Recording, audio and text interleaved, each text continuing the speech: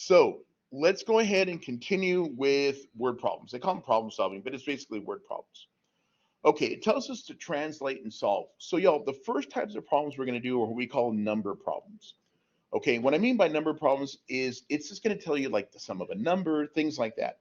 So what I want to point out here, y'all, is anytime I see the phrase, anytime I see the phrase a number, I'm always going to call that my x. Okay, so if I see a number or some number, something like that, I'm going to put an x there. So let's take a look here. It says the sum of twice a number and 7 is equal to the sum of the number and 6. Find the number. Okay, so y'all, in a word problem, my first step is to read it. My second step actually is to read it again. So look what it says, the sum of twice a number. Okay, y'all agree this part right here, y'all, I'm going to think of that as my x? Okay, what do you think twice x means? Means to write it 2 times, right? 2x. Okay, now, does anybody know what does the word sum mean? Plus. So we're going to take twice a number and what? So 2x plus 7. Look what this part here says. Is equal to. So we're going to put an equal sign. Okay, the sum. What do we say sum meant to do? Add. So I'm going to put a plus sign. The sum of the number and 6. Didn't we say the number is going to be x and 6? Okay. Again, y'all, the hardest part in these problems, excuse me, is being able to read it and interpret what they're telling me to write down. Okay. So first thing, sum means to add. If it's twice the number, 2x. If it would have said 5 times the number, 5x. Does that make sense? Okay, now, yo, we're going to do this problem just like we got finished doing a little while ago. Let me draw my line. Which is the smaller x? Just the 1x by itself, right? So look, let's move the 1x over by subtracting it.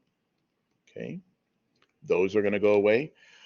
Over here, y'all, what's 2x minus 1x? X, okay, plus 7 equals 6. How do I get rid of my plus 7? Minus 7, good, negative 7. And x equals, anybody know what 6 minus 7 is? Negative 1. And we're done. Okay, so y'all, in these problems, the one thing I really got to remember is when I see the phrase a number or the number, that's going to be my x. Sum means to add. Difference, what do you think difference would mean? Subtract, right? What's the difference? What's the difference in our ages? We got to subtract, right? Things like that. Yes, ma'am. On the test, do we need to find just the equation, or we have to simplify? Well, okay, so there's going to be some problems where I might just tell you, can you write the equation? And this is where I would have stopped. But if it says, can you find the equation and solve it, then I got to keep going, right? Good question. Look, y'all, let's try the next one. Let's see if we can work through it here. 3 times a number. What do you think I would write down? 3x. What does the next part tell me to do? Okay, let's write it down. What does the next part tell me? Okay, let's write that down. What do you think 2 times the number is? 2x. Okay, what does it have after that? Okay, that one a little more straightforward, right? They were pretty direct with how they wrote this one out. Okay, look, y'all, we're going to do the same thing we've been doing before. We're going to move the smaller x to the bigger x. Which is my smaller x here? 2x. Everybody agree subtract 2x? Okay. 3x minus 2x, y'all, is just an x minus 6. Those 2x's cancel. That's going to give me an 8, right? Okay. Last step, y'all. How do I get rid of my minus 6? Plus 6. Good. X equals 8 plus 6, y'all, is 14. Okay. Excellent, guys. Oh, sorry. Sorry, guys.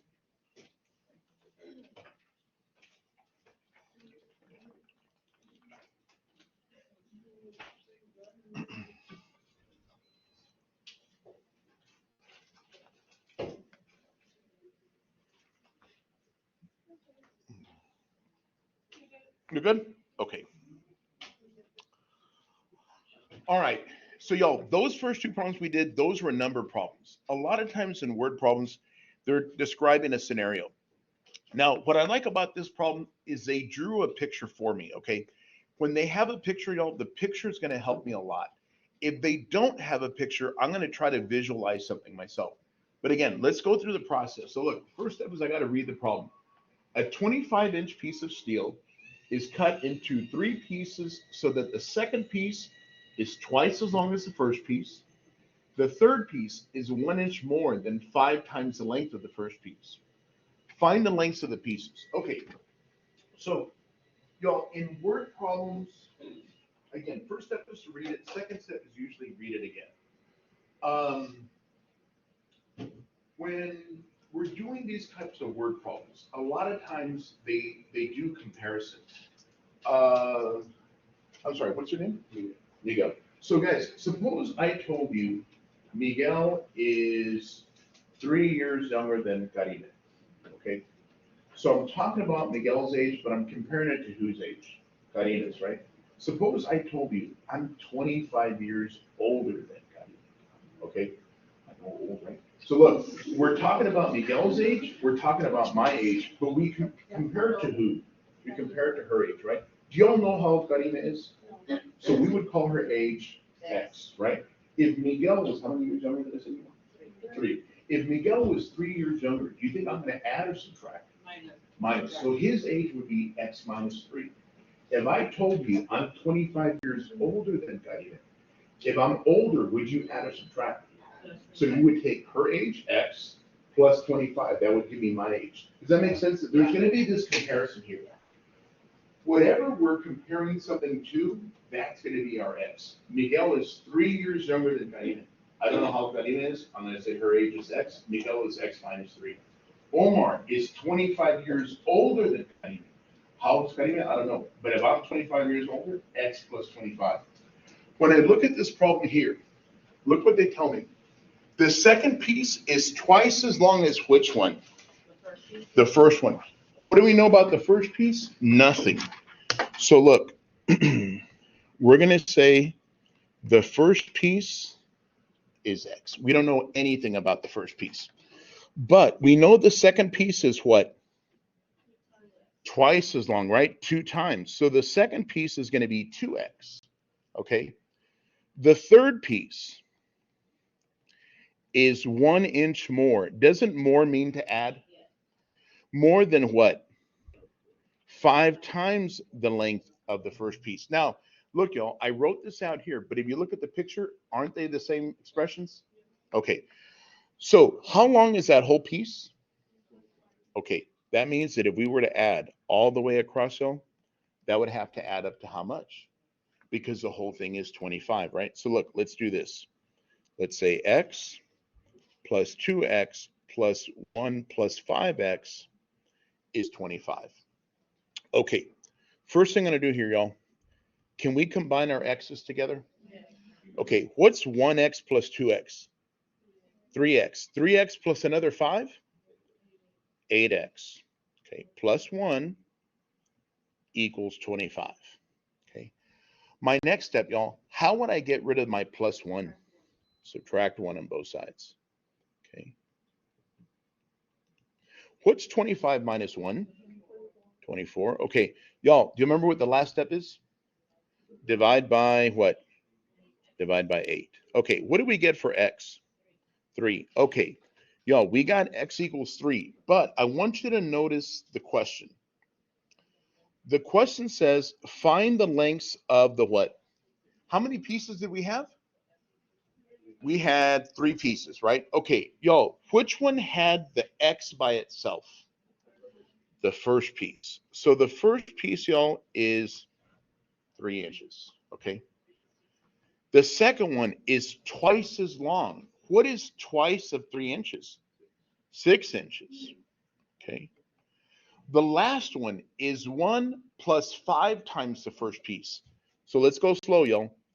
What is 5 times the first piece? What's 5 times 3? 15.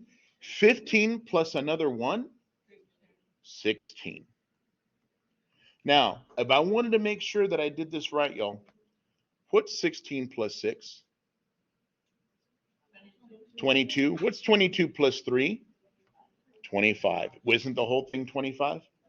And that's how we figure it out. Now, again, y'all, when you're going to take the test, you know, like again, if this question was on the test, it would say, what's the length of the first piece? What's the length of the second? What's the length of the third? Notice, once I got to this step, I wasn't done. I had to come back and plug in those numbers, right? Okay, so notice all we did here, y'all, everywhere we had an X, we plugged in a 6. I'm sorry, plugged in a 3. What's 2 times 3? 6, right? Look, if we plug in a 3, 5 times 3 is 15. 15 plus 1 is 16, right? That's really what we did. We really just evaluated those pieces, right? But again, what helped me with this problem, y'all, was the fact that they gave me a picture.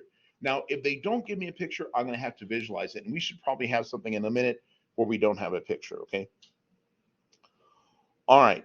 Look, I'm going to scroll through the next one. And y'all, for some of these problems, a lot of times I say that you can do these problems sometimes using like common sense, okay? Let's take a look here. Let's see if we can figure this thing out.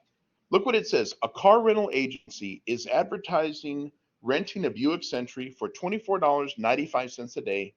And does anybody know what this means? 29 cents a mile, right? That's 29 cents a mile. Okay, if you can rent the car for 2 days, how many whole miles can you drive on a $100 budget? Okay, so let's think about this. Let's see if we can problem solve this. And I don't really have to do a whole lot of algebra here. Guys, let me ask you a question. How much money do we have? We got $100, right? Okay. Now, how much do they charge me to rent the car? $24.95 per day. And we're going to have it for how many days? Okay, what do you think we should do? Multiply by 2, right? Let's take $24.95 times 2, right? So how much are we going to spend off the bat? $49 and what?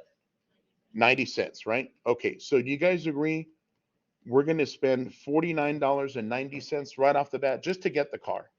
Okay, could we figure out how much money we're going to be left with? Okay, so 100 minus $49.90, $50 and what?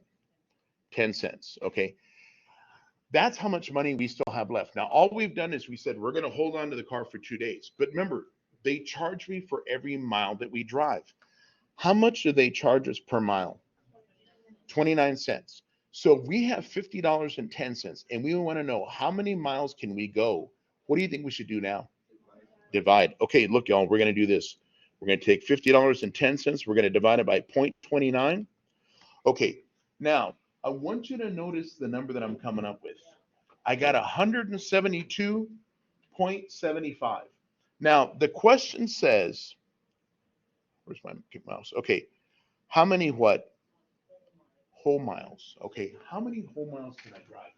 Now, y'all, when we're talking about whole miles, they're actually asking me to round or think about this to the nearest whole number. Now, if I look at the number to the right, that number is a what? 7.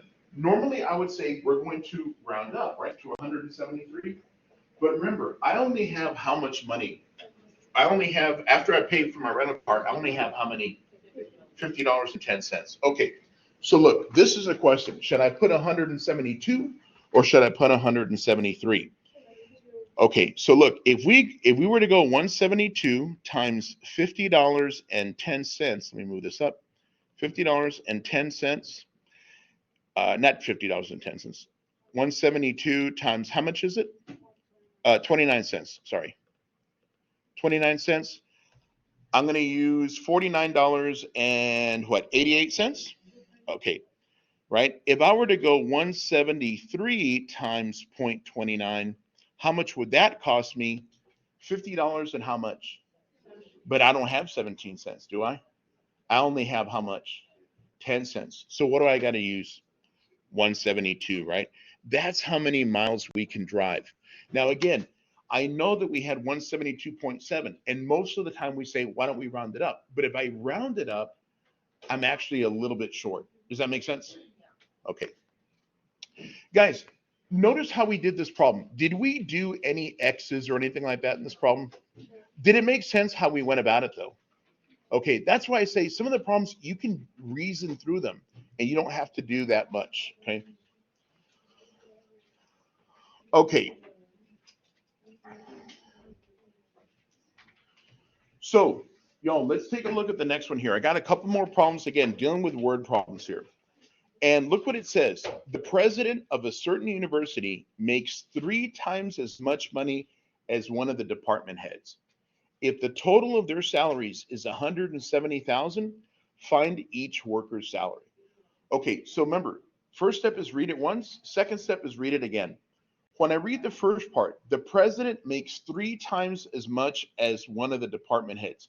I'm talking about the president's salary, but I'm comparing it to who? The department head. I don't know anything about the department head salary. So I'm going to say X is the department head. And if the president makes how much?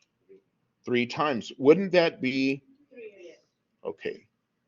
That's how much the president's going to make, right? Okay. Look what it says here, y'all. If the total, what do you think that means, total? Do you think that means one of them individually or both of them added together? Both of them added together. So X plus 3X is supposed to be how much money? 170,000, right? Okay, my question to you, can we add those X's together? Yes. 4X equals 170,000. What do you think we should do now? Divide by 4? Okay.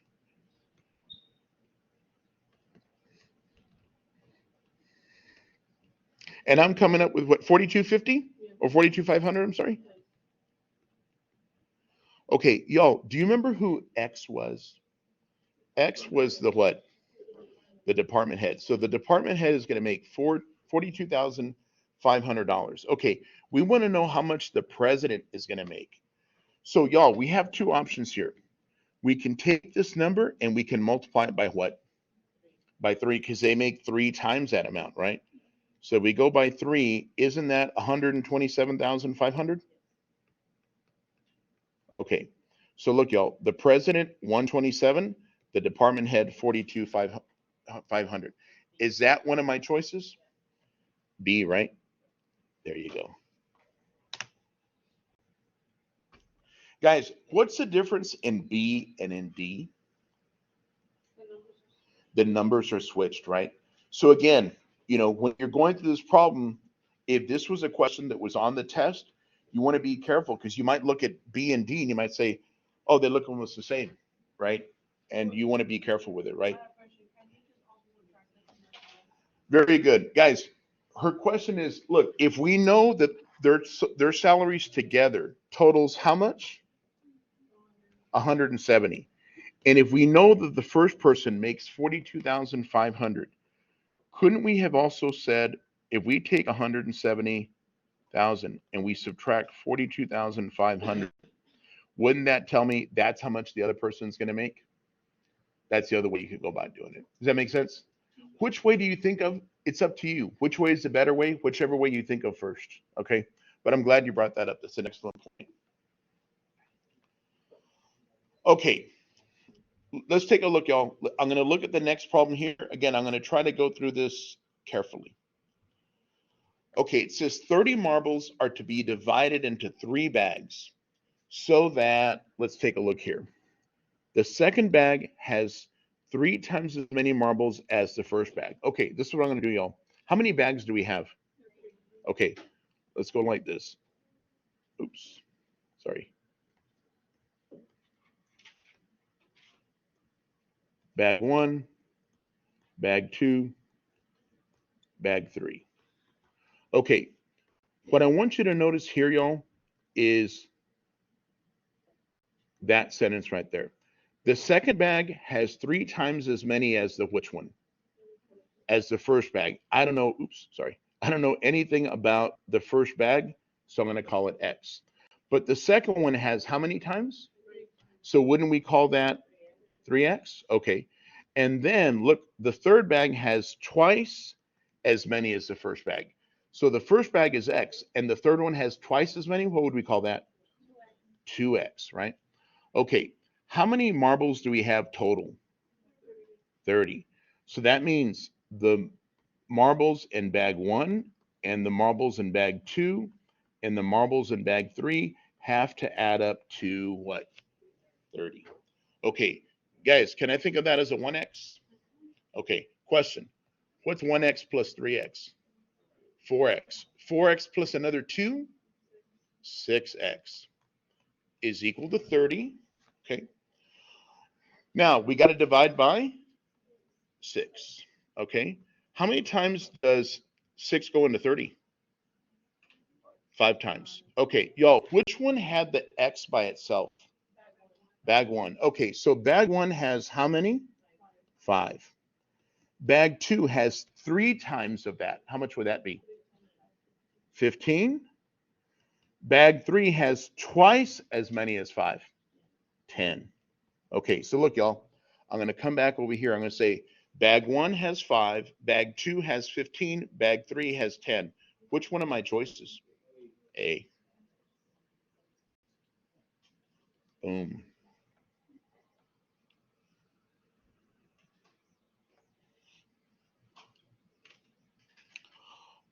All righty. So y'all, I'm going to look at the next problem here, okay? And I'm going to show you guys what I think is probably an easy approach on how to do this problem. But look what it says. In a recent international gymnastics competition, the US, China, and Romania were the 3 big winners. If the total of medals won by each team are 3 consecutive integers whose sum is 87, and the US won more than China, who won more than Romania, how many medals did each team win? Okay, that's a lot to read right there. So let's break this down. How many teams did we have? US, China, and Romania. Okay, y'all, I want you to do me a favor. Look at this sentence right here. US won more than China. China won more than who? Okay, so if you were to think about that for a minute, US beat China. China beat Romania. Would you say that US also beat Romania? Okay, so who got first place? US. Who got second? China. Who got third? Okay, so we know US had to have got the most. China is going to come in second. Romania is going to come in third. Okay, the next thing, this part right here, y'all, consecutive integers. I want you to think about what consecutive means. Consecutive means one right after the other, right? So if I said 19, the next one would be, and the one after that would be 21, right? If I said 32, the next one would be, and then, okay, so the numbers have to be in that kind of a format. Does that make sense? Okay, the other thing is, look what it says here. Their sum is how much? Okay, so what I want to do, guys, who got first place? Guess again. Who got first place? US, right? First place, US. Second place is China. Third place is Romania. Let's look at our choices here. We want to make sure that US got the first, China got second, Romania got third. Does it look like all of them were doing that manner? Yeah. Okay, so that doesn't help me too much. The next thing, are they all consecutive integers? Okay, the next thing is they have to add up to what number? Okay, let's see which ones add up to 87. So guys, do y'all agree we can eliminate choice A? Okay, let's check 31 plus 30 plus 29. That's 90. That's not going to work. Okay, so I know it's not B. Let's check 30 and 29 and 28. What does that add up to? 87. What choice was that? C. Did that make sense how I was able to go about this? Okay. So y'all, one thing I want you to notice about this particular problem was my approach in solving it. Just because of time stuff, guys, I cannot teach you every single topic. I mean, this is the point of this class is to help you pass the test. One of the things that I want to talk to you all a little bit about is test taking strategies. That is a test taking strategy. Let me look at my answers and let me see if I can figure that out just based on the information that we have. Does that make sense? Okay. So look, y'all, I'm going to do this a similar problem here, and let's see if we can't figure this thing out. Let's see. Center City East parking garage has a capacity of 251 cars more than Center City West parking garage. If the combined capacity for the two garages is 1,225, find the capacity of each garage. Okay, so look, y'all, we got two garages. One of them is east, and one of them is what? West? Okay. Now, look what they're telling me. The east garage can put 250 more cars than which one? Than the west. I don't know how many cars we can put in the west, so I'm going to call that X. If the east can put 251 cars more, do you guys agree that would be X plus 251? Okay. Now, y'all, look at this part right here. The combined capacity. Doesn't that mean both of them what? Together, right? So look, X plus 251 plus X, right? So east plus west is going to be 1225. Okay. Question, y'all. Can we combine these X's? 2X plus 251 equals 1225. Okay. How should I get rid of my 251? Subtract it, right? Good. Okay. So, y'all, I'm definitely going to use my calculator for this here, right? 1225 minus 251 is 974. Okay, last step, y'all. What do I need to do now? Divide by 2, right? Good. 480, what? 487? Okay, guys, which one did we call X by itself? West. Okay, so West had 487. Y'all, if I wanted to figure out how many cars in the East garage, there's two things we could do. We could say, look, the total was what? 1225? Wasn't that the total number of cars combined? And if one of them had 487, the other one would have to have how much? 738, right? Or the other option we could have done is we could have said, look, if the first one had 487 and the other one has an additional 251, add 251 to it, you still get 738. Which way is easier for you? That's up for you to decide. Okay, guys, east is 738, west is 487. Do we have one of those up there? A. Boom. And we're done. Okay. Good, very good.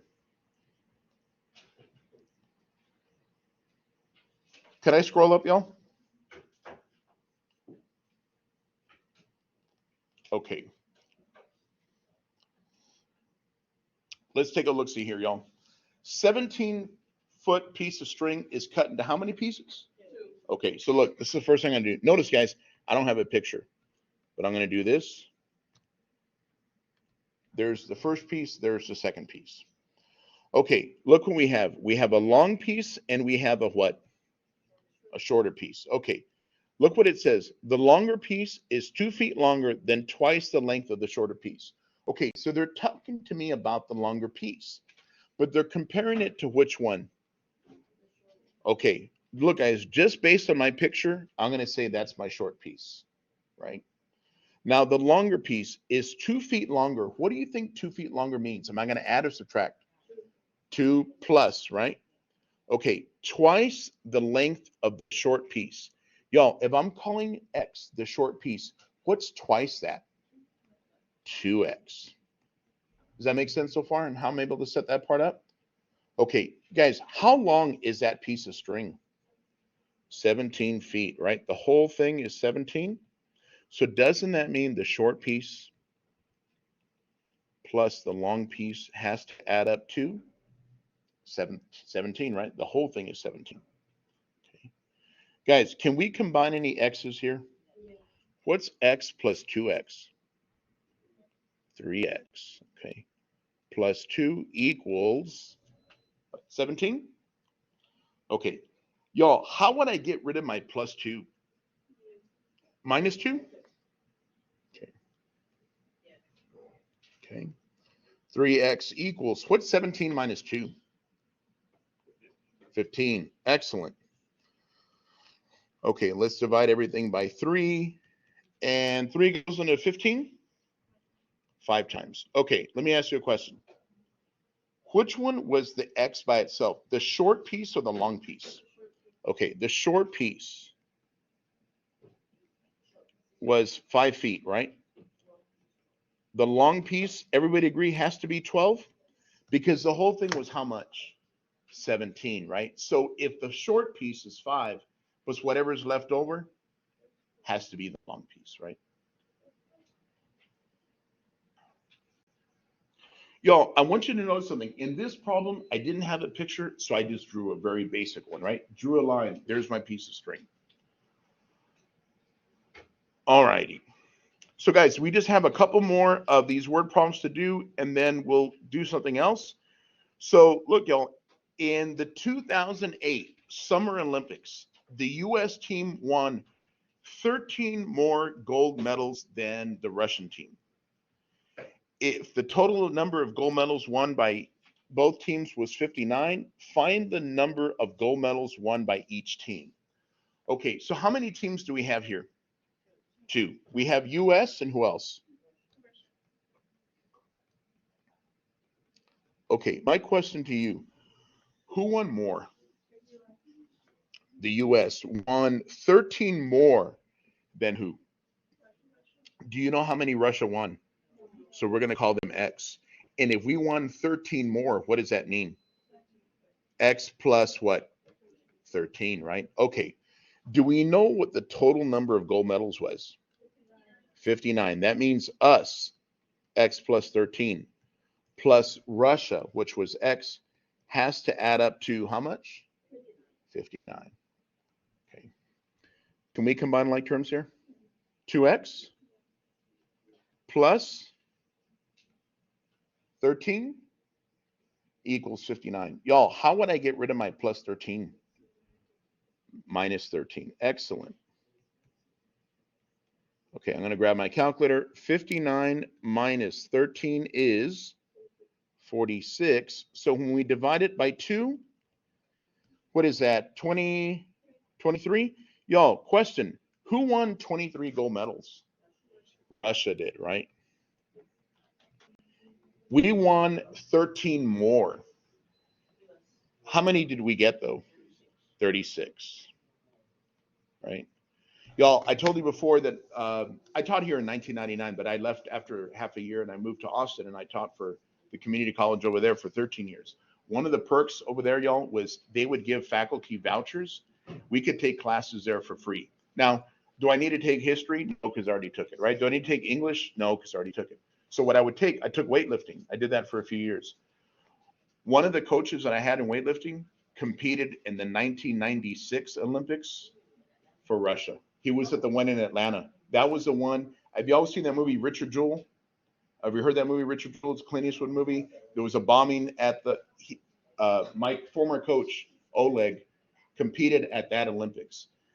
Guys, those guys are hardcore. They were like extremely hard, right? I remember I took the class in the summer. It was Monday, Tuesday, Wednesday, Thursday. On Thursdays, he would take everybody outside. Our class started at 12:30, ended at 2:15. We're going to go run in the middle of the day, right? You go run and you would run like before you start, you got to do 5 body weight squats, 10 push-ups, go run a quarter mile, body weight squats, push-ups, run a quarter mile. You got to keep doing that like that. And then the next Thursday, body weight squats, push-ups, half a mile. And you got to do 2 miles. After that, I didn't go on Thursdays anymore. I just wouldn't go Thursday. I go Monday through Wednesday. And then he's like, "You going to be here tomorrow?" "Yeah, man, I'll be here tomorrow." I wouldn't go. It was hard, man. It was hard. And you know who I had before I took his class? I took his ex-wife, Ursula. And she was from here, but she was pretty tough too. But it was fun. I mean, what better of a coach you're going to get than somebody who actually went to the Olympics, right? Okay. All right. So guys, these next couple of problems, again, just because, and this is what I did last summer, y'all, when I did these problems. what I do with these problems is we're going to use our answer choices to see if we can figure out what the answer is. So I want you to notice something about this problem, y'all. It says on a buy-in trip to LA, Rosaria Perez ordered 120 pieces of jewelry, a number of bracelets at $8 each, and a number of necklaces at $9 each. She wrote a check for $1,060 to pay for the order. How many bracelets and how many necklaces did she buy? Okay, so do you guys agree she bought two different things? Okay, so first thing we want to know, how many pieces of jewelry did she buy? 120. Okay, so look, y'all, the first thing I want to do here is I want to look at my answer choices. Do all of them add up to 120?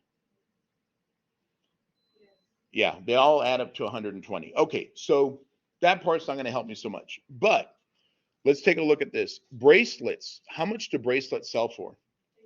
$8. Necklaces sell for how much? Okay, what was the total bill that she paid? 1,060. This is what we're going to do, y'all.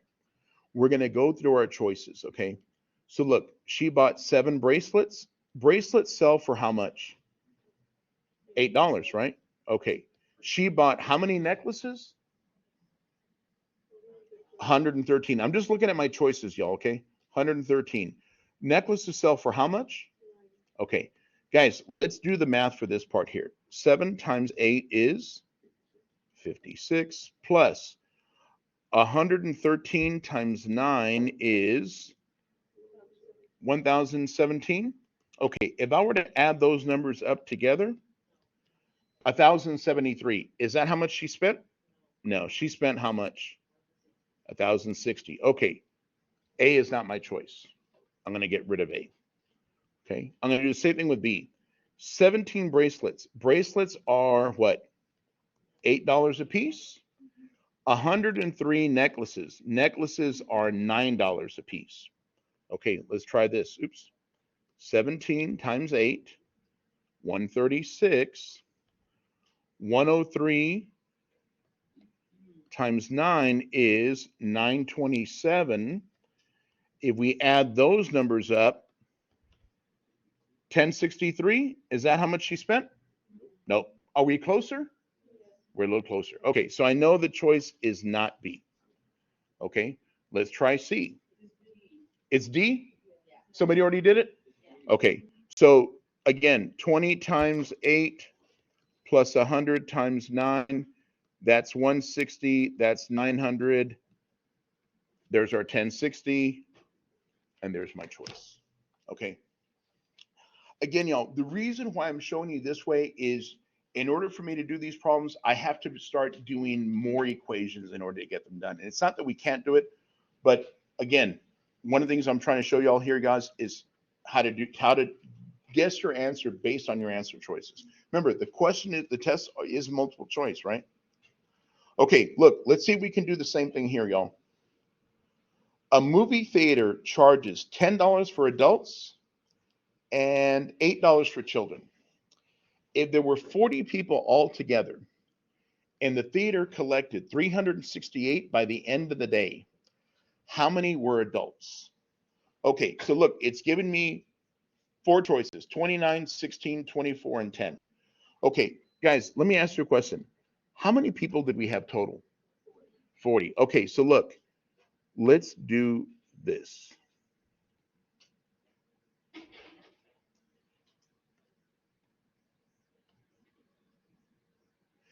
If there were 29 adults, how many children would have to have gone?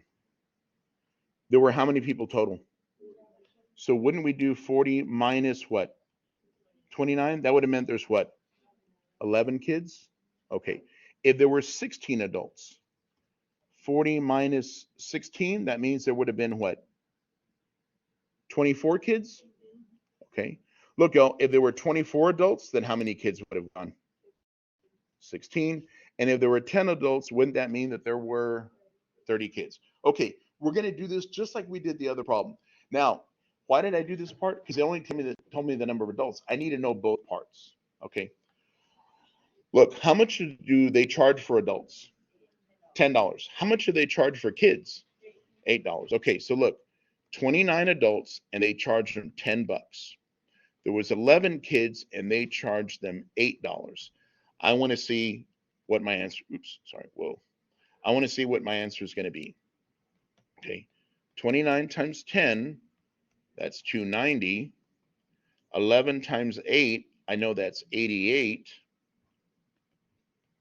That's 378. Is that how much we paid? No, we paid how much?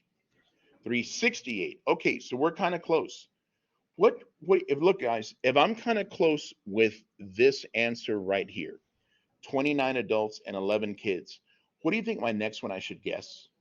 Do you think I could try this one here? See, isn't that kind of close also? Like, look, 29 adults, 11 kids, maybe 24 adults. I don't know. I mean, I'm just guessing here, guys. But look, let's do the same thing. 24, there's $10 for adults. 16, that's $8 for the kids. That's 240, whatever 16 times 8 is, 128. If I add those together, is that my 268? Or 368, I'm sorry. There we go. And there's my answer choice. So it looks like my answer choice here, y'all, is which one? C, right? Did that make sense how we're able to go about it though?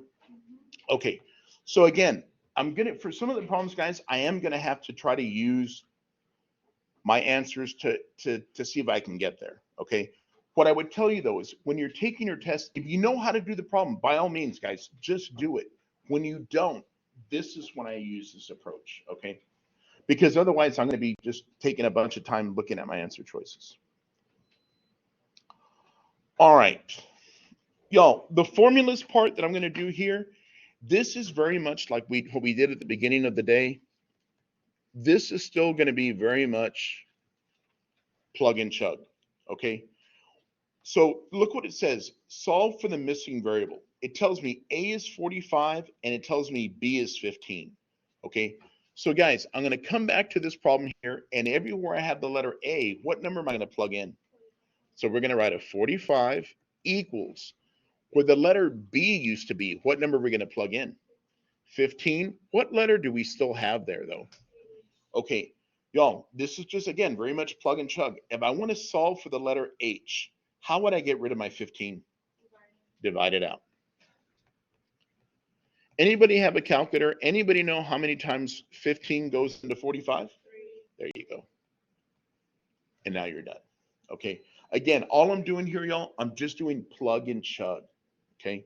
Plug my numbers in, chug along, see what we end up with. All right. Y'all, I'm going to do the same thing for the next problem. Everywhere I have the letter S, I'm going to write the number 102. Everywhere I have the letter L, I'm going to write the number 7. Everywhere I have the W, I'm going to write a 3. Okay, so right here where the S used to be, I'm going to put a 102. Notice there's a 4 there, so I'm going to write a 4. Where my L used to be, what number am I going to write now? 7. Where my W used to be, what number am I going to write now? Perfect. Plus, there's a 2 there. We said W again was what letter? 3. What's the letter that we don't know? There we go. Okay, guys, let's go slowly here. 102 equals, I'm going to take my calculator here, y'all. I want to know what's 4 times 7 times 3? 84? Plus, what's 2 times 3? 6? With an H. Okay, I want you to think about the problems we were doing a minute ago when we're solving. I'm trying to solve for H. Y'all, how would I first get rid of my 84? Very good. Negative or subtract it. Perfect. So look, let's get our calculator. 102 minus 84 is 18. So look, we have an 18 equals a 6 times H. How do I get rid of my 6? Perfect. And everybody agree it's 3? Okay. Good.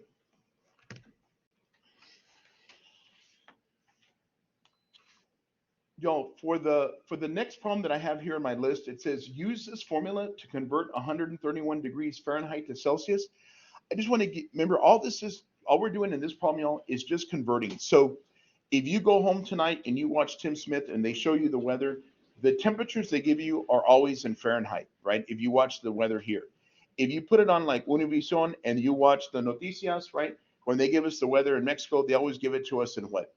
Celsius, right? It doesn't mean that it's warmer or colder. It's just in different measurements, right? One of them is measuring in Fahrenheit, one of them is measuring in Celsius. So what we're going to do is we're going to take 131 degrees Fahrenheit, we're going to convert it to degrees Celsius, right? So all we're going to do here, guys, is everywhere we have the letter F, we're going to plug in what number? 131. So look, we're going to write a 5, 131 minus 32 over 9. Guys, we did order of operations on the very first day, last Friday. What should we do first? Parentheses. Okay, 131 minus 32. 99?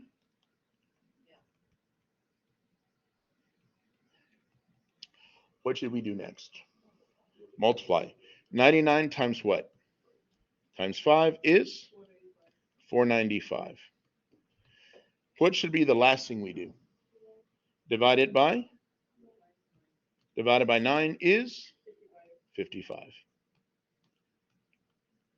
Okay, all they're telling us, y'all, I know it gets hot in the valley, but I don't think we ever had 131. But if you go to places like Arizona, right, Utah, stuff like that, New Mexico, where it gets really hot in the summertime, dry, right, even El Paso, if they told you it's 131 degrees outside Fahrenheit, and somebody said, oh, it's 55 degrees Celsius, I don't want you, oh man, it's 55, let's go outside, right? It's different measurements, right? It's the same, it's just as hot, right? It's just in a different measurement, okay? All right. Again, y'all, this is just another problem where we're going to just plug and chug, okay? So I don't want to focus too much on what is the problem telling me. I just want to know, do we know how to plug and chug? Okay, right? So look, they gave me a formula right here, guys, okay? T equals 50 plus n minus 40 over 4. And look what they're telling me. N is what number? 86. We want to find what? We want to find the letter for t, right? So look, guys, we're going to go like this. T equals 50 plus, what did we say the letter n was now? 86. I'm going to write it like this, guys. 86 minus 40 divided by 4, right? And again, all I'm doing is I'm plugging my 86 in right here. What do you think we should do first? 86 minus 40. Excellent. 86 minus 40 is 46. Okay, what do you think the next thing we should do is, y'all? Divide it out. Let's do that. What's 46 divided by 4? 11 and a half? 11.5? Okay. What do you think the last thing we should do is? Add them straight across, 61.5? And there we go. And all we had to do was take our number and plug it in. So again, y'all, when you're doing these types of problems, for some of the problems, it's just really evaluating, right? What does the problem tell me? I'm going to just tell you real quickly, just so that you know. But what I want to point out is to do the computation, you don't necessarily need to know. But just to give you a heads up, this problem tells me that there are these crickets called snowy tree crickets. And you hear it at night, you hear the little chirp, chirp, chirp, chirp. Okay. So what they tell me is, what this formula tells us is how fast does the cricket chirp depends, or tells you what temperature it is outside. So if the cricket is chirping 86 times in a minute, that means outside it is 61.5 degrees, right? Who came up with this? Some scientist somewhere said that they noticed this relationship, right? The cricket is chirping. The faster that the cricket chirps, the warmer that it's going to be outside. The slower that the cricket chirps, the colder it's going to be outside. That's what that formula tells me. I don't necessarily need to know it. I mean, it's not like it's a bad thing to know. I don't necessarily need to know it to do the problem, though, right? You understand my point? Like, we were still able to do the evaluating part. Is it effective? Yeah, it is. Yeah. Okay. So, The next piece, guys, that we're going to talk about a little bit are inequalities. Okay, so there's a difference in an equation and an inequality. When we solve an equation, we get an answer: x equals 2, x equals -7, x equals 15. An inequality says I can look at numbers, say, bigger than or equal to 2 or smaller than -15. So there's actually a whole bunch of numbers there. So one of the things that we do, y'all, is when we're talking about inequalities and how do we graph them. Number one, I want to make sure that my letter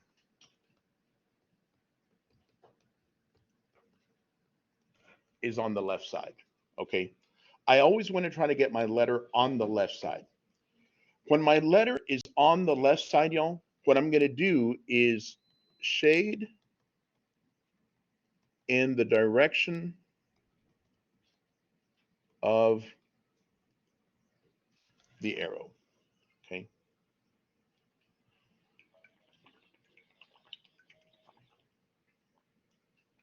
All right. Look what it tells me to do here. Graph on a number line. What's the number that it gave me? -5, right? -5. Okay. So guys, if I look at my choices, A, B, C, and D, does everybody agree that all of these numbers here are -5? Okay. So now what we're going to do, we're going to shade in the direction of the arrow. Which way does the arrow point? To the right. Okay. Out of my choices, A, B, C, and D, which ones go to the right? The top two, right? A and B. Okay, now I want you to notice something else. What's the difference between A and B? The circle. Okay. When we have the little line underneath, the circle is filled in. If we don't have the little line underneath, the circle is going to be open. Which one of those would I use? A or B? A. Why A? Because there's no little line underneath, so the circle is going to be open. Okay. When there's a little line underneath, y'all, and it doesn't matter which way the arrow points, but as long as I have that little line, then my circle is going to be open. Okay. Now, let's take a look at the next one here. Okay, we're looking at 1. First question, everybody agree all these numbers here are 1? Okay. Second thing is, we're going to shade in the direction of the arrow. Which way does the arrow point? To the left. Okay, so do you guys agree it's got to be either B or D? Okay. Do we have the little line underneath? Yeah, if we have the little line underneath, y'all, my circle is going to be filled in. Which one of those two is filled in? There you go. Does that make sense? That's how I'm looking at which is going to be my right graph. Okay. Now, I want you to look at this next one, y'all. Okay. Looks a little weird, right? Okay. X is in the middle. Okay. So what am I looking at? I'm looking at numbers between what two numbers? 3 and 7. Okay. Now, so I'm looking at, because X is in the middle, I'm looking at the numbers between those two. Okay. My question to you, everybody agree all of them are 3 and 7s? Okay. Now, do they both have the little lines? So both circles are going to be filled in. Which choice? B. And there's my inequality. Okay. All that means, guys, is I'm looking at the numbers between 3 and 7. Okay.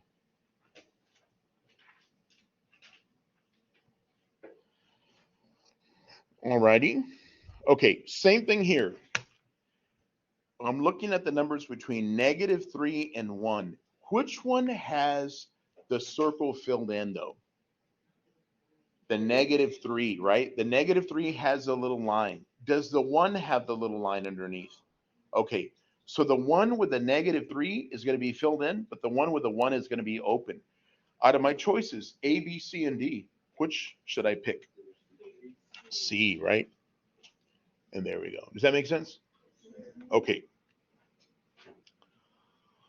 Okay, so guys, the next thing we're going to do here is we're going to figure out how to solve inequalities, and we're going to look at their graphs. Okay, so For these problems here, what I'm going to do, I'm going to draw number lines. Okay. I'm going to draw number lines for these problems. Okay. I didn't put them on there, but I'm just going to draw myself. Now, y'all, the way we solve an inequality is very much the same way we solve an equation. We're trying to get the x by itself. My question to you, what number should I move over here? If I want to get the x by itself, how would I move that minus 2? Add 2 to both sides. Okay. Negative 8 plus 2 is what? Negative 6. Okay, guys, when I teach this in my math classes, what I always do is say, look, here's my number line. What number do I really care about? Negative 6, right? How much do you have to, again, when you're doing this on the test, guys, remember, it's going to be multiple choice. But the number that I'm really interested in this case is negative 6. Okay, first question, should I fill the circle in? Because of that line. We're going to fill the circle in.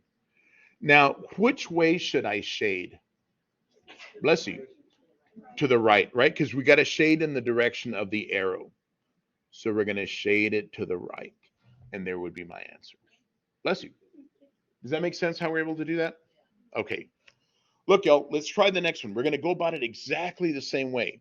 What do you think my first step should be? Subtract the 5 on both sides. X is less than, what's 16 minus 5? 11. Again, y'all, when they give you the picture, the number that you really care about in this case is what number? Okay, here's my 11. My question to you, should I fill the circle in? No. Which way should I shade it? To the left, to the left. And there you go, right? Okay, let's do a couple more, y'all, and then we can talk about something a little bit different. Let's see, 3x plus 4 is bigger than negative 17. Okay, what should I move first? Minus? Good. 3x is bigger than, what is minus 17 minus 4? Negative 21. Excellent, y'all. Okay, how do I get rid of my 3? Divide it. X is bigger than what? Negative 7? Okay, look, guys, there's negative 7. My first question to you, should I fill in the circle? No. Which way should I color it? To the right. And there you go. Right. Okay, so I got one more like this, and then we'll do some that are just slightly different. 2x minus 3 is smaller than 9. Do y'all agree plus 3? Okay. 2x is smaller than or equal to, what's 9 plus 3? 12.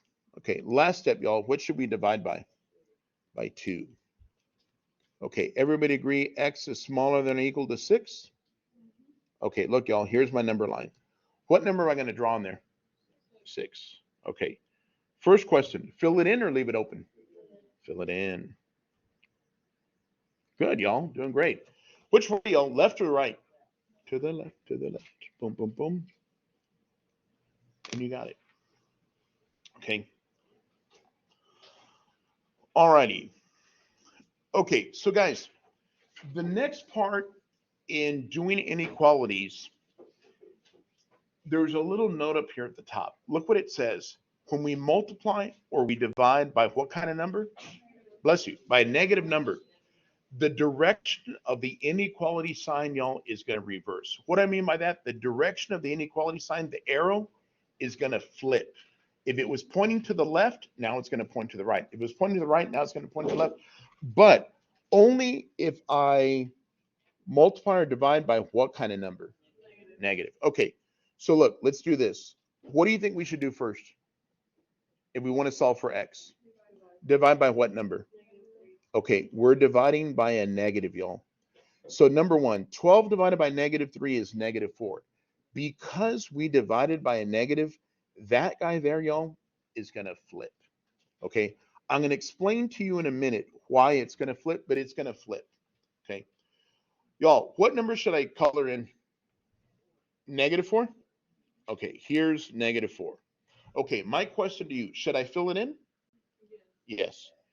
Because we divided by a negative, this guy changed direction. Which way do I shade down? To the left. Okay, now the reason why it had to change. Okay, I want to show you the reason why it had to change. So guys, I'm just going to do this real quickly on the side. Number one, everybody agree this is less than? And everybody agree this one here is greater than? Okay, guys, less than means smaller. Greater than means what?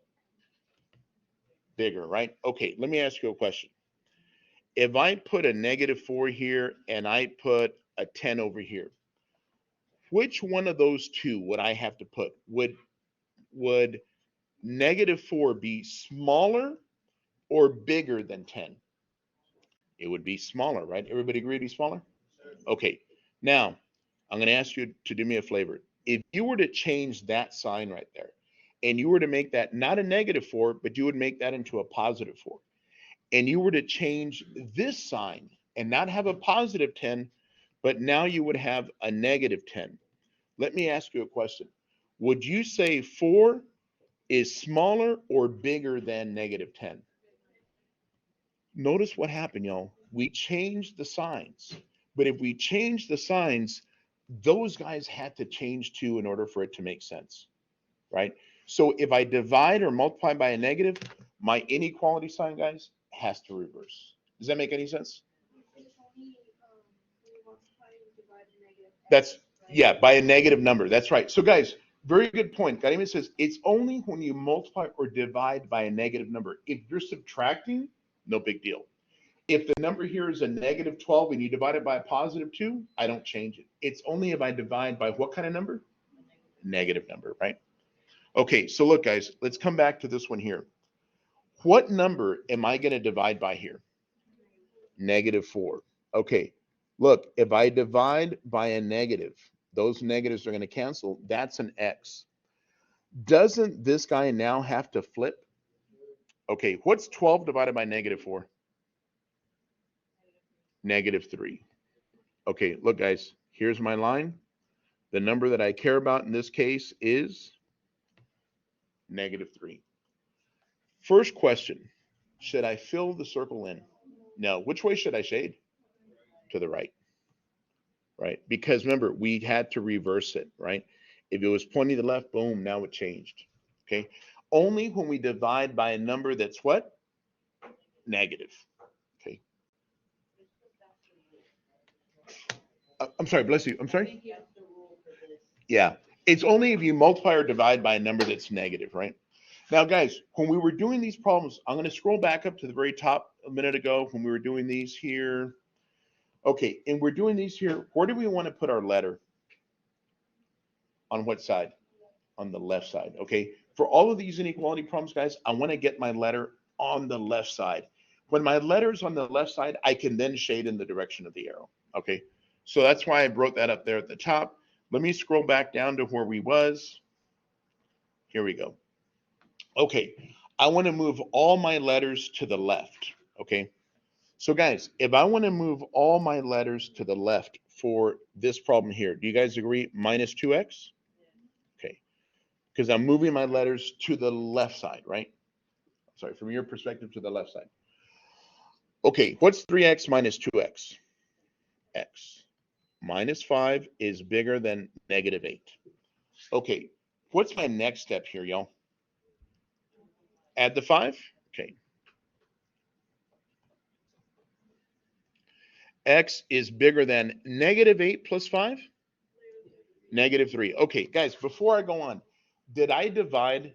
No. So my arrow did not change. Okay, look, here's my number line. What number do I want to put on there? Should I fill the circle in or leave it open? Okay. To the right? To the right. There you go. Okay. Y'all, question. Where do I want to put my letters? On what side? On the left. Okay. So guys, I got a question for you. For this next problem here, if I want to put my letters on the left, what should I move over? The -8, right? So we're going to put a +8. Okay. Remember, we want to get the letters on the left-hand side. So look, let's go slowly here. 3, what's a minus 7x and a plus 8x? Plus 1x, good, 1x or x, whatever, that's good. Less than or equal to, what is that, 10? Okay, guys, we're almost done. How do I get rid of that 3? Subtract 3. Okay. So x is less than or equal to 10 minus 3 is what, 7? Guys, did I divide by anything that was negative? Okay. Here's my number line. Here's my number 7. Okay, should I fill it in or should I leave it open? Fill it in. Which way should I shade, y'all? To the left. There we go. Okay.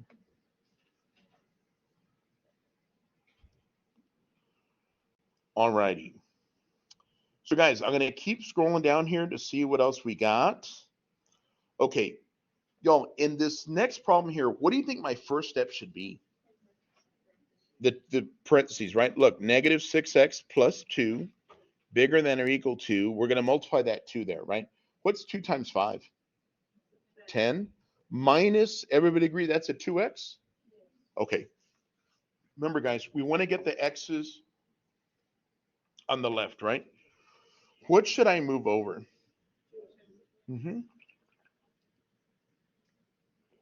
Excuse me. Everybody agree plus 2x? Okay. Y'all, what's minus 6x plus 2x? Good. Plus 2 bigger than or equal to 10. Okay, we're almost done. Y'all, how do I get rid of my plus 2? Subtract 2? Good, y'all. Doing great. Okay, 10 minus 2 is 8. Okay, last step, y'all. What are we going to do here? Divide by what number? Okay, we divided by what kind of number? Okay, doesn't this guy now have to change? 8 divided by negative 4 is a negative what?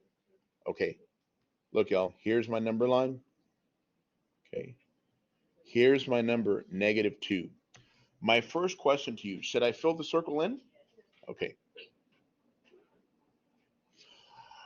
All right, which way do we shade? To the left. You got it. You got it. Take it away. Johnny Canales in the house, right? Remember that? Remember that? A long time ago, right? If you grew up here or Corpus, I would say that line in Austin, and hardly anybody knew it because in Austin they never showed it, right? But I had a handful of students that grew up in Corpus, and pues they saw it over there, so they knew what I was. They knew that line. Yeah, you got it. Take it away, right? All right. So guys, we're doing good here. I'm just going to kind of scroll through to see what else we got. I'm just looking at the stuff that we got to do. Okay. So, compound inequalities, guys. These problems, what we're trying to do in these problems here, we want to get the x in the middle by itself. Okay. So look, guys, what we're going to do here for these problems is I want you to think about this as 3 parts. Okay. We have the left side, we have the middle, we have the right side. We want to get the x in the middle by itself. So I got a question for you. If I wanted to get this guy by itself, how would I get rid of that minus 4? Okay, but guys, we have 3 sides. We have the left side, the middle side, the right side. Does that make sense? Okay, so look, let's do this real quick. Negative 3 plus 4, what is it? 1.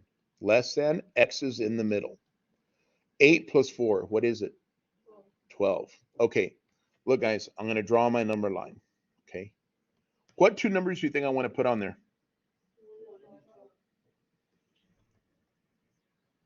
Okay, next question. Should I fill those circles in or should I leave them open? Okay, the x is in the middle, right? So we're going to shade in the what? In the middle. And there we go. And that's all we're doing. We have 3 sides. We have the left side, the middle side, the right side. okay? So look, y'all, I'm going to do the same thing here. Left side, middle side, right side, okay? Let's go through slowly. I want to get the x by itself. First question, how would I get rid of the plus 6? Minus 6, minus 6, minus 6. Okay, those are going to go away. Minus 4 minus 6, y'all, is a minus 10. Okay, I still got a 2x in the middle. 14 minus 6 should give me 8. Okay, next thing, how do I get rid of the 2? We divide everything by 2. What kind of 2 are we dividing by, y'all? Positive. I'm not going to flip anything here. I'm dividing by a positive 2, right? Negative 10 divided by 2 is a negative 5. Those 2's cancel. 8 divided by 2 is 4. Look, y'all, here's my number line, okay? The two numbers I want to see are negative what? And 4. Okay, question. Should I fill in either of those circles? No. And then shade in the middle? There you go. Okay.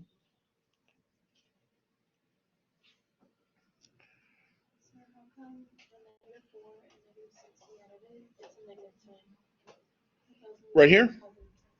Okay, so excellent question. Guys, her question is, why is it when we combine negative 4 and negative 6, we get a negative 10? Remember what negative 4 means? I owe you $4, right? If I borrow another 6 from you, right, now I owe you 10? Good, good. Excellent question, guys. Y'all, I want you to look at this next problem here. And I want you to think about what we were doing a little while ago when we had those problems with the fractions. Guys, let me ask you a question. Could I think of this over 1, and this over 1? Okay, look at each of the denominators. I really have 2 of them. I have 2 and what else? 2 and 1. Okay, let's look at our chart, y'all. Where's my chart? Here we go. Here's 1, here's 2. What's the first number they have in common? Okay. So look, guys, I'm going to do this first. I'm going to go 2 over 1, 1, 2, 3, 4 times. Okay, let's go real slow. What's 2 times negative 3? Negative 6 is less than. What is 2 times a 1x? 2x, good. Plus, what is 2 times that 1 right there? 2 is less than. What is 2 times that 5 right there? 10. Okay, let's do the bottom pieces, y'all. 1 times 1? 1, right? 1 times 2? 2. 1 times 1? And 1 times 1 again? Okay. Now, y'all, if we did this right, all of our fractions are going to go away. Look, negative 6 divided by 1? Negative 6. Less than. Y'all agree these 2's here are going to cancel? X. 2 divided by 1 is 2. 10 divided by 1 is, okay. Last step, y'all. How do I get rid of my plus 2 in the middle? Subtract it, right? If it's already being added, we're going to subtract it because it's a plus 2. So look, let's go here. Minus 6 minus 2, negative 8. Those guys go away. X. 10 minus 2 is 8. Look, guys, here's my number line. Negative 8, positive 8. Okay, fill them in or leave them open. And then shade in the middle.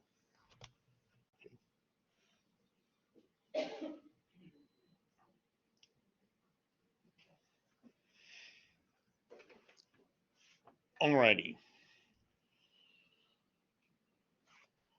Let's take a look, y'all, here at the next piece. Let's see.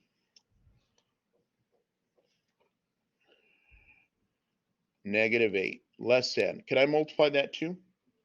2x plus is less than 15. Okay, remember, we want to get the x by itself first, y'all, in the middle. What should I do with my plus 2 in the middle? Subtract 2 all the way across? Okay. Let's see. What's a minus 8 minus 2? Negative 10. Very good. Less than 2x. 15 minus 2, y'all? 13. Okay. Last step, y'all. How do I get rid of my 2? Divided by 2. Am I dividing by anything negative? No. -5 less than x less than. Again, guys, you have options here, right? Remember, these problems are going to be multiple choice. You can leave it as 13/2, or you can say that's really the same thing as what? 6.5, right? What I want to mention though about this is when you're doing your problem, if you see a 13/2 and you have a 6.5, it's really the same thing, right? Or if you see a 6.5 and you wrote a 13/2, no, it's the same thing. Does that make sense? Yeah. Okay. Guys, let me just draw my line here. Y'all agree? -5, 13/2. What do you think? Both circles open and shaded in the middle, right? Okay. Y'all, can I skip this one here? Or do you want me to do it? I just want to make sure that we're okay. Remember how we did the problem over here? What do we multiply everything by here, y'all? And this one we multiplied everything by 2, right? Okay, if we were going to do this one, I'll tell you what, let's just set it up so we can at least know what we got to do. 1, 1, and 1. What numbers am I looking at here, y'all? The 1 and the 4, right? So if I go to my chart, here's 1 and here's 4. What's the first number they both have in common? 4, right? Everybody agree 4 is my common denominator? Okay. So look, y'all, let's do this. Let's go 4/1, and let's go slowly. What's 4 times -2? Negative 8, right? Okay, good. What's 4 times 8? 3x, y'all. 12x, right? Okay. What's 4 times 1? 4. What's 4 times 7? 28. Okay, let's do the bottom piece. Y'all, 1 times 1 is? 1 times 4 is? 1 times 1 is? And 1 times 1 again? Okay, y'all, if we did this right, all of my fractions are going to go away. What's -8 divided by 1? -8. Less than 12 divided by 4? 3x. Plus 4 less than what? 28? Okay, what should we do next, y'all?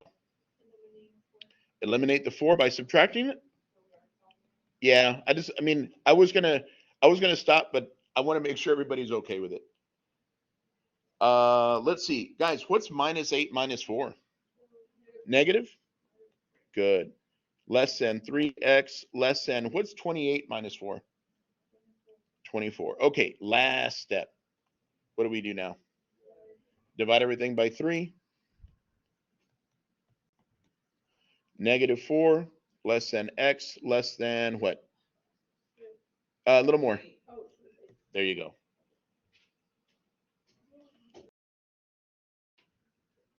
I was going to stop, but I don't know. I kind of got the feeling that maybe we needed a little bit extra practice. Shade in the middle,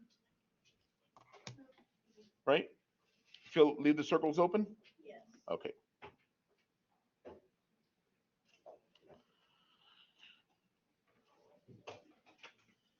All right.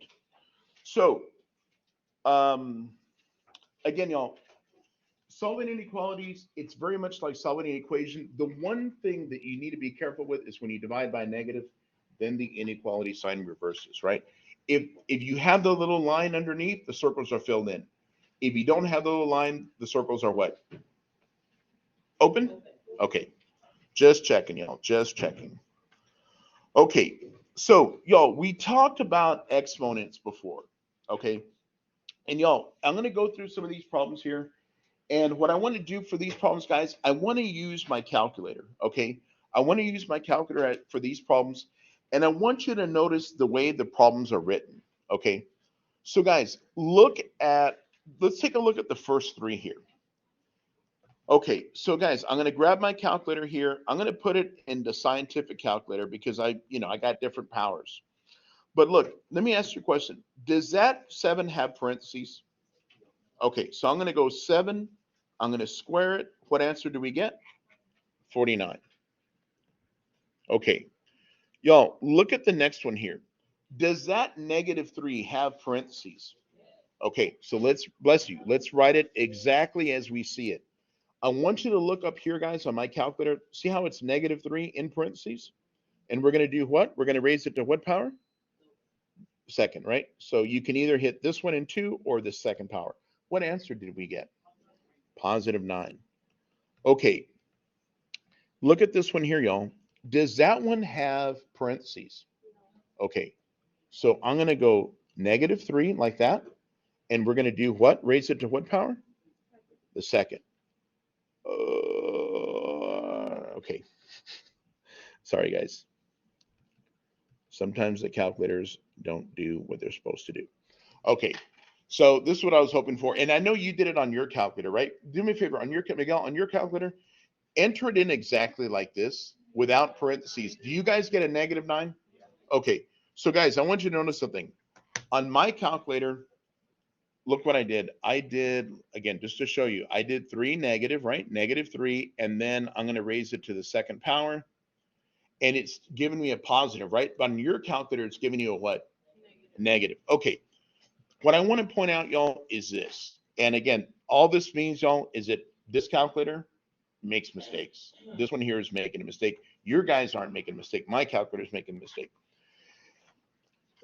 The exponent, you guys, refers to whatever is directly to the left. Since that negative 3 is in parentheses, it means negative 3 times negative 3. This one is not in parentheses. That means the negative hangs out here, and the 2 is only on the 3. So 3 times 3 would be 9, but that's going to make it into a what? A negative 9, okay? I was hoping this calculator was better, and apparently it isn't. Okay, but the ones you guys have is. So look, y'all, look at the next one here. Remember, we're evaluating. X to the third, X is what number? Negative 2. So look, guys, remember we said when I'm plugging and chugging, I put parentheses, right? Negative 2 to what power? To the third. Okay, so look, guys, I'm going to do this on my calculator. I'm going to go parentheses, negative 2, close it off, to what power? The third, right? So guys, remember, on your calculator, on y'all's calculator, guys, I don't know if you have an X to the Y or do you have a little up arrow? Not with the 4 arrows, but look, can I borrow your calculator real quick? Yeah, it should be -8. Okay, so guys, let me show you this real quick. Like, this part is not going to come out on the video, but okay. Here we go. Okay, so look, guys, I'm going to do this on my calculator. Let me zoom out just a tiny bit so you can see what I'm looking at. Okay, maybe not that much. Okay, so good question. When do you add the parentheses? If you're evaluating, if it's giving you the X's, Miguel, you're always going to put the parentheses. Okay, so guys, look how I'm going to do this on this calculator. This same calculator you guys have. I'm going to go parentheses, negative 2, right? Close it off. Do you see this button right here? It's the button right above this little up arrow one. Yes. That's your exponent button, guys. What power were we raising it to? To the third. We're going to hit equals. What number do we get? -8. So guys, on y'all's calculator here, this little button, that little up arrow, not this one up here, but this one up here, the one below the pi, that's your exponent button. Okay, that's the button that's going to be raising the things to the powers. Does that make sense? Okay, so again, y'all, no, and Miguel's question was, when do I use parentheses? Anytime it tells you to evaluate and it gives you X's, thank you so much. That's when you write your parentheses out. So look, this one here is 5x to the third, when X is what number? Okay, so look, guys, I'm going to go like this, 5, 3 to the third, okay? Guys, I can probably do this in one step on my calculator. 5 times parentheses 3 to what power? Okay, on my calculator, guys, on this one here, that's my power button. So I'm going to put 3 to the third. Too many threes. Yes, ma'am. Well, you're literally going to have to multiply 2 times 3 times 2. Like this? Okay. I want to say that depending on the problem, they might give you a more advanced calculator. The only time they give a different one was for the square root. Okay. Okay. But for the exponents, no, it was just, okay, so then I would do the same thing here. 5 times 3 times 3 times 3, still 135, right? Okay, again, I took the test, guys. It's been, yeah, almost 2 years, so I don't remember I don't remember all the details, you know what I mean? Okay, so guys, we're going to talk about these things called product rules for exponents. What the product rule for exponents tells me, y'all, is if I'm multiplying x's together, what we do with our exponents, y'all, is we add them, okay? So look, x squared and x to the fifth. If I were to add my powers together, what would we get? X to the seventh. Okay, now guys, again, remember, my objective here is to try to get you to pass the test, but I also want you to understand, for the most part, if I can explain why I'm going to do it this way, I want to explain why. Okay, question. Everybody agree x squared means that there's how many of them? 2. X to the fifth. X to the fifth. Do y'all agree that means that there's 1, 2, 3, 4, 5? How many x's do we have total? There you go. That's why the rule works the way it does. Okay. But all you're going to do, guys, is just add your powers. Okay. Let me ask you a question. You agree there's 2 y's here? How many y's are there? 1. So now we have a total of, there you go. Now you got a total of 3, right? All right. Guys, for the next one here, what I'm going to do, I'm going to multiply my numbers together. What's 5 times 3? 15. Okay, how many y's do I have here? And how many y's do I got there? 1. So 4 y's and 1 more gives me, there you go. Does that make sense on how I'm doing this? Okay. So again, I'm adding my exponents, guys, but I'm multiplying my numbers, right? Adding my exponents, multiplying my numbers. Y'all, what's negative 2 times another negative 2? Positive 4. How many z's do we have total? There you go. Let me ask you a question. Do you hope you have a bunch of problems like this on your test? Yeah, good. Okay, guys, for the most part, when it comes to exponents, most people are pretty good with the exponent stuff, okay? Most people are pretty good with the exponent stuff. All right, let's take a look here, y'all. How many x's do we have total? 19. What about y's? 6. Everybody agree there's 6 y's? Because there's 5 here, and there's how many there? 1, right? That gives us a total of 6. Good, y'all. Like I said, for the most part, when it comes to exponents, most people pick up on exponents fairly quickly, okay? All right. Now, y'all, there's something called the power rule for exponents. The power rule refers to what happens when I have a power and then I put that in parentheses and raise that to a power. What we do with our exponents now, very good, y'all. Now we multiply them. Anybody know what's 9 times 4? 36. Okay. Anybody know what's 7 times 5? 35. What do you think? Are we doing okay so far?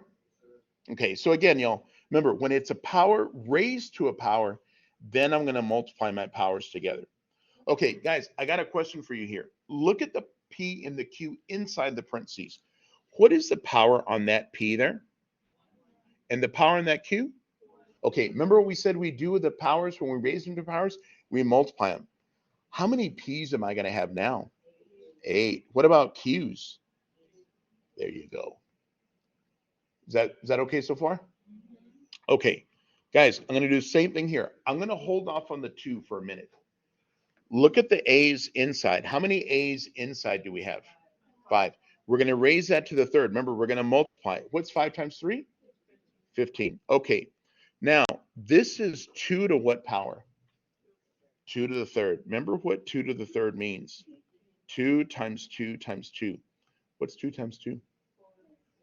What's 4 times 2? There's my answer. Okay. So if I have a number that's in that number's got to be raised to that power. Remember, it doesn't mean I take my number times my power. It means I take my number times itself as many times as my exponent told me to do so. Okay. Guys, are y'all doing okay so far? All right.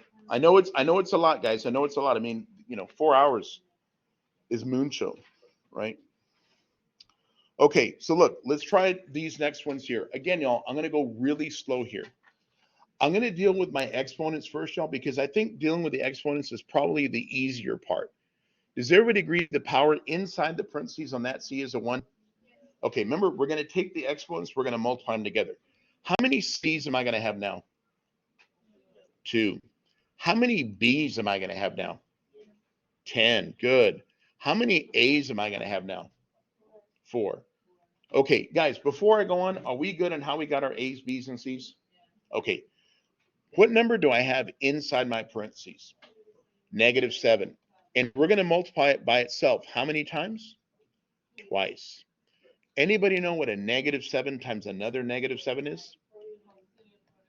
And you are done. Okay. Good. Very good, y'all.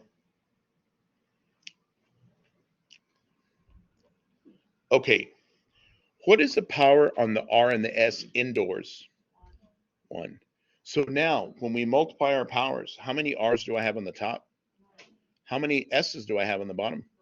There you go. What's up, Issa? There you go. All right, guys, let's do the same thing for this next one. X's and Y's. How many X's on the top and Y's on the top? 2 and 2? Okay, y'all, 7 squared. What do we say 7 squared is? There you go. Good. Very good.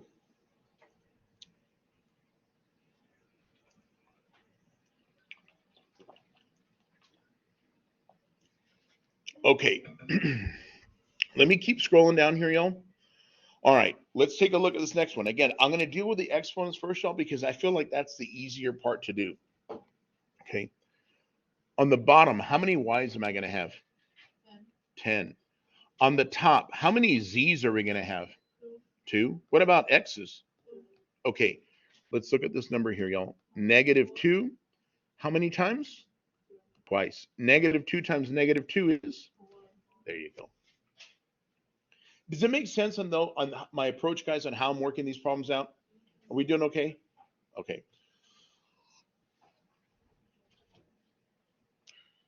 Okay, so guys, the next thing we have is something called the quotient rule.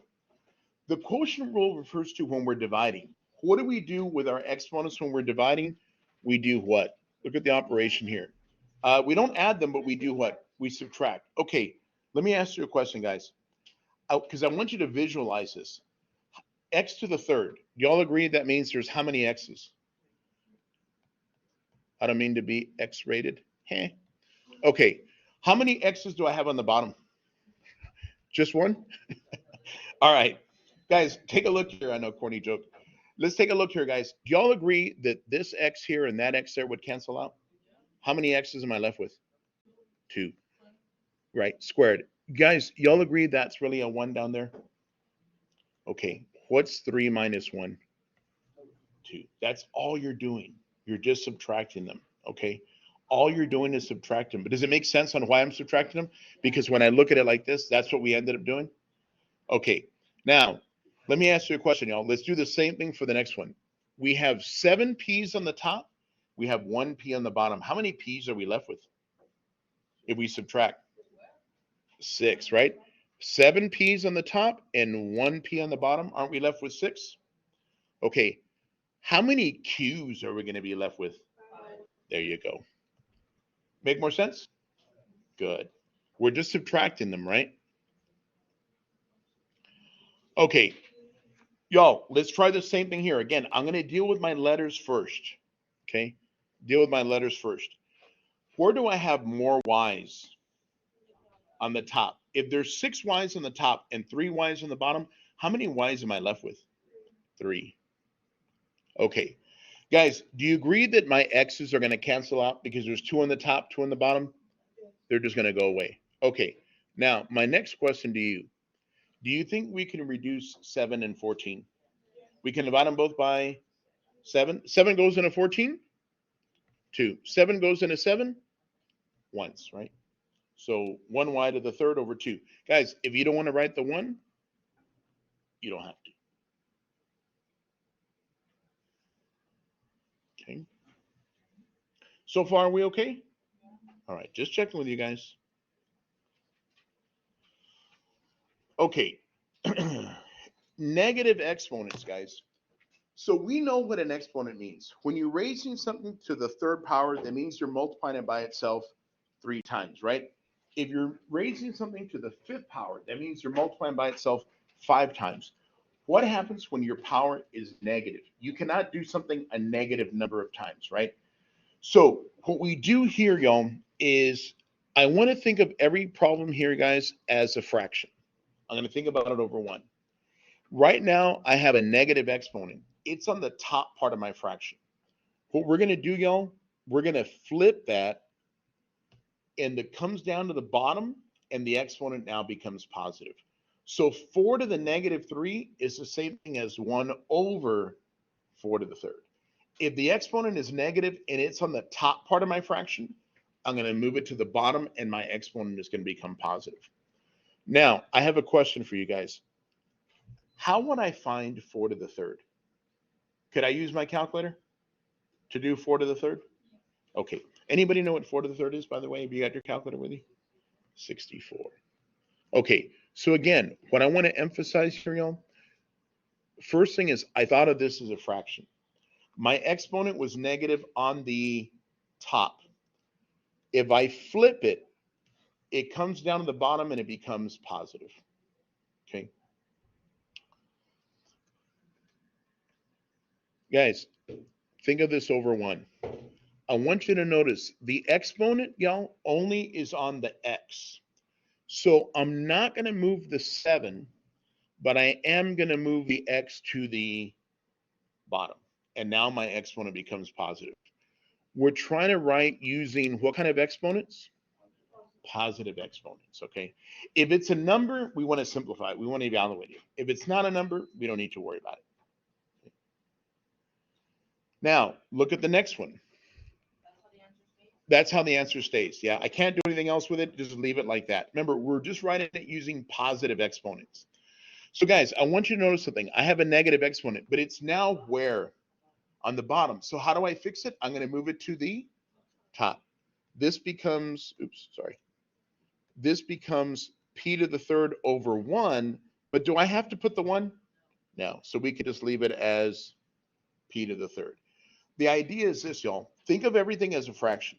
If your exponent is negative and it's on the top, you're going to move it where? To the bottom. If your exponent is negative on the bottom, you're going to move it where? To the top. You're going to move it either from the top to the bottom or from the bottom to the top. The only time you do it is if your exponent has a negative. Okay. So look, yes, ma'am. So you do it even if you don't have a fraction per se? Because you can always think of everything as a fraction by writing it over how much? By writing it over 1, right? Does that make sense? Okay. So look, guys, we have a fraction here. Where is that negative exponent right now? It's on the what? On the bottom. So where are we going to move it to? To the top. And again, if it's over 1, you can just write it as q to the fifth. Does that make sense? Okay.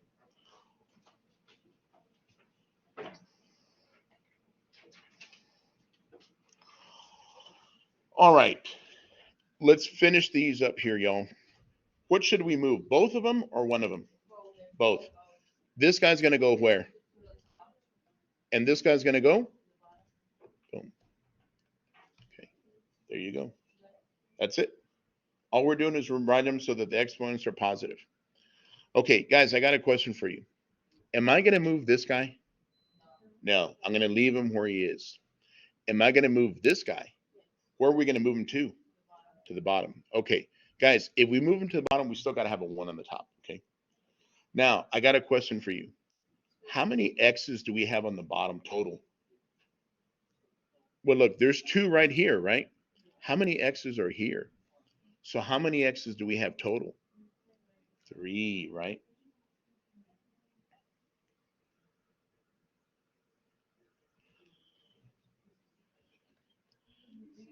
Okay, look, y'all, y'all agree I'm not going to move that guy? Okay, do I have to move this one? Yeah, I got to move him where? To the top, right here. How many y's do I have total now? 4 y's, right? Y to the 4th. There we go.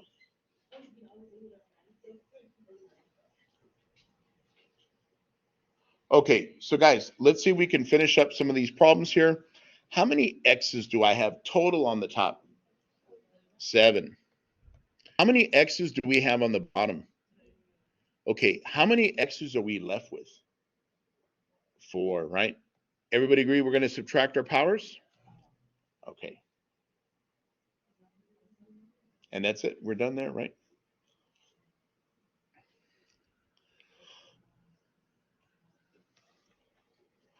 All right, guys, how many y's do I have on the top? 9? How many y's do we have on the bottom? How many y's are we left with? There you go. Bless you. Okay.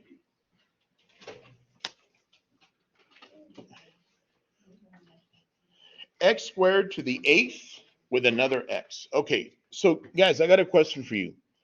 Do you remember what we're supposed to do when we have a power raised to a power? Multiply them, right? Okay, good. Everybody agree 16? And then there's one more there. And then there's 9 on the bottom. So these, do y'all agree we're going to add those now? Okay, because there's 16 of them here. There's one more. So now we have a total of 17. Okay, but we have 9 on the bottom. So there's 17 on the top and there's 9 on the bottom. We're going to subtract. How many x's would we be left with? There you go. We got 8 left over, right?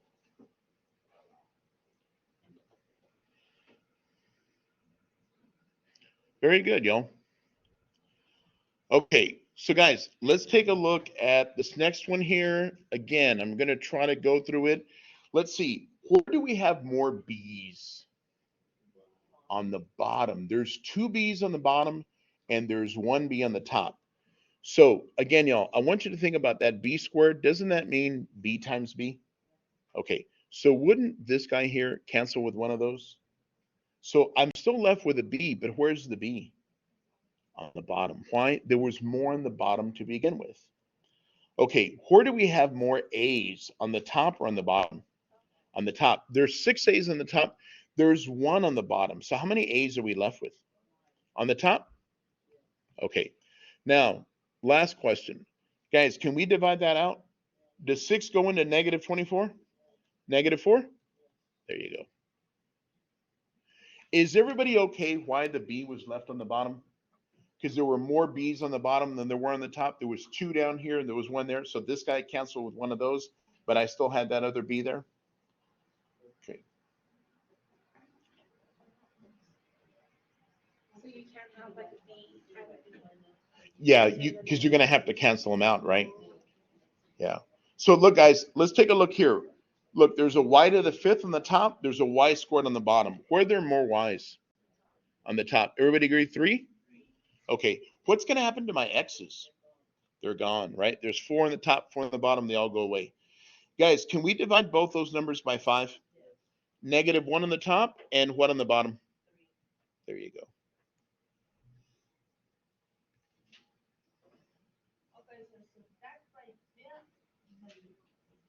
Okay. Are you okay how I got y to the 3rd? No, that's fine. How are you dividing? Okay, because the other one, you divided minus 24 or negative 24 with 6. But this one, you are, it's almost like you are finding the common. Okay, so let's take a look here. I'm dividing both these numbers by 6, right? That one Okay, but I want to make sure we're good. Look, what's negative 24 divided by 6? Negative 4, right? What's 6 divided by 6? 1. ¿Verdad? I'm dividing them both by 6, right? 6 goes into 6 once. 6 goes into negative 24 4 times, right? Okay. Can I divide both of these by 5? 5 goes into 5. Negative 1. 5 goes into 15. Okay, I thought that you needed to divide like negative 5 divided with 15. No. Remember, all I'm doing is I'm just asking myself, what number goes into both of them? 5, right? So that's why I got a negative 1 and a 3 here. So you did the same with the other one, right? Same with the other one, right? What number goes into both of them? 6. Now, the only thing is, guys, down here, do I need to write the 1 on the bottom? No. So I didn't put the 1 there, right? But, and guys, I don't necessarily need to put the 1 here, but you know what I do need? The what? I do need the negative. Does that make sense? Good. These are excellent questions you guys have, y'all. Okay, so look, y'all, we're almost done. We're going to just do a tiny bit more and we'll call it a day. Y'all, combining like terms. Didn't we do that today? Didn't we combine like terms? Okay, let me ask you a question.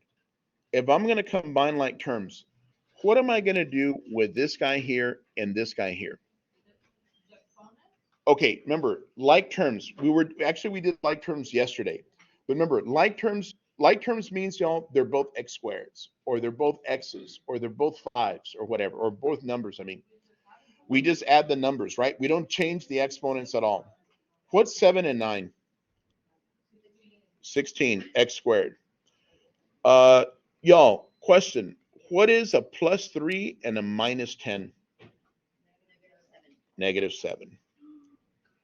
Remember, combining like terms, guys, combining like terms just means I'm combining the numbers, right? I'm not changing, bless you, I'm not changing the exponents at all. I'm just adding the numbers in front. Okay, y'all, what about an 8x squared and an 11x squared? 19x squared. Okay. What about a plus 4 and a minus 20? Negative 16. There you go. Okay.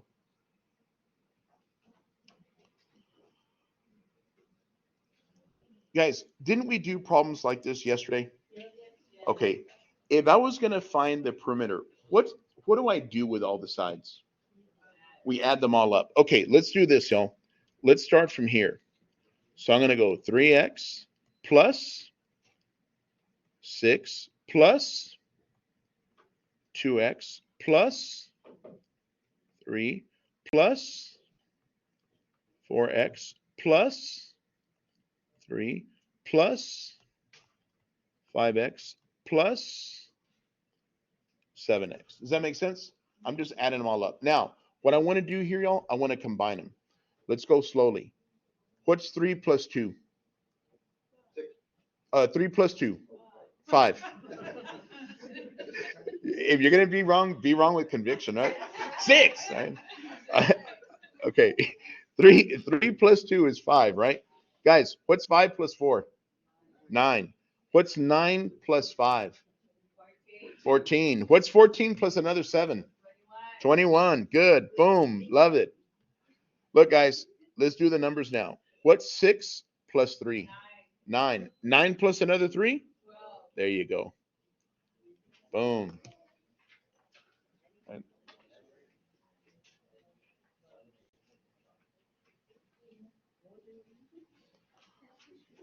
Okay.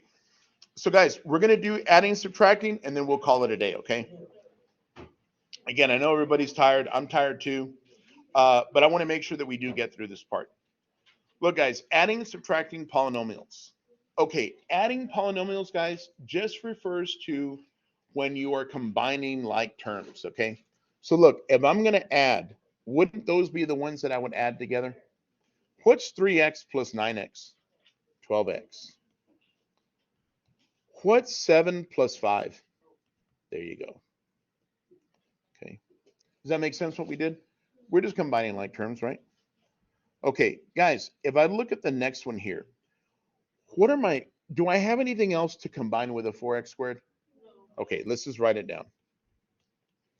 Okay, I want you to look at this guy here. That's a positive 3x. Look at that one there. That's a what? What's going to happen to him? They're going to cancel out, right? Okay, now let's look at this guy. That's a negative 8 and a positive 3. Very good. That's a negative 5. Good. Guys, adding polynomials is the same thing as combining like terms, okay? No difference. Okay, let's try this one. We'll go through it the same way. Negative 3y squared and 2y squared. Okay, negative 3 plus 2. I owe you $3 and I only have 2. Negative 1y squared. Okay, look, y'all, let's get this guy. Negative 4y, and I'm going to think about that as a plus 1y. -3 with a y? Okay, and then at the very end, y'all, what number did we still have left over? A -1. And you're done. Adding polynomials, guys, is just combining like terms. You're just combining the ones that you can combine, okay? All right, so guys, the last part we're gonna do today is we're gonna subtract polynomials. Subtracting polynomials is very similar to adding them. There is one slight difference. I want you to notice, y'all, here in the middle, what do we have there? A minus sign, right? Okay, remember when we had numbers in front of our parentheses, we'd always multiply it, right? I really want y'all to understand, y'all, the number there is really a negative what? A -1. So what does that mean? That means the first piece, leave it alone. You don't got to do anything with it.